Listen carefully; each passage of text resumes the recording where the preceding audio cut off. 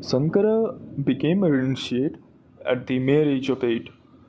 He was a very small kid, and yet he made a choice that few could even imagine. He renounced his home, his mother, and of course the comforts of the childhood, which certainly everybody loves. He dedicated his entire life to the search of dharma and leaving the karma behind, of course. So Sankara decided to walk towards the north. So, in the search of his guru, his first guru, so he started walking bare feet. He walked mile after mile through forests, rivers, mountains, and God knows what not.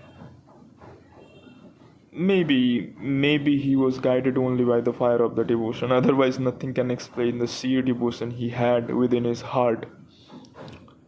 So, at last, he arrived at a small cave which was like just beside the banks of the Narmada river. And the cave was small, it was quiet and dark, where he found the one he had been looking for. And it was none other than Guru Govinda Bhagavatpāda. And surprisingly, that cave is still out there, which is just beside the temple of the Narmada, if I'm not wrong. Temple of the Omkara, if I'm not wrong. So he found Guru Govinda Bhagavatpāda there, and certainly Guru was sitting in his meditation form. So when Sankara arrived there, so after his arrival, he opened his eyes and asked this little boy standing by, "Who are you? Introduce yourself." And very surprisingly, or I would say not very surprisingly, Sankara didn't reply with his name, background, belongings, or anything. Instead, he replied with a hymn that he himself had composed, again at the age of 8, which is very popular nowadays. It is known as Nirvana Satakam or Atma Satakam, also as Dasasloka, where he replied,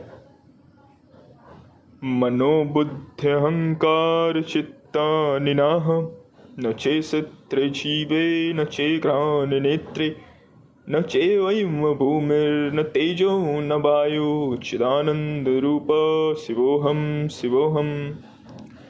And the roughly translation would be, I am not the mind or the intellect or the ego, nor the memory, nor the ears, tongue, nose or eyes.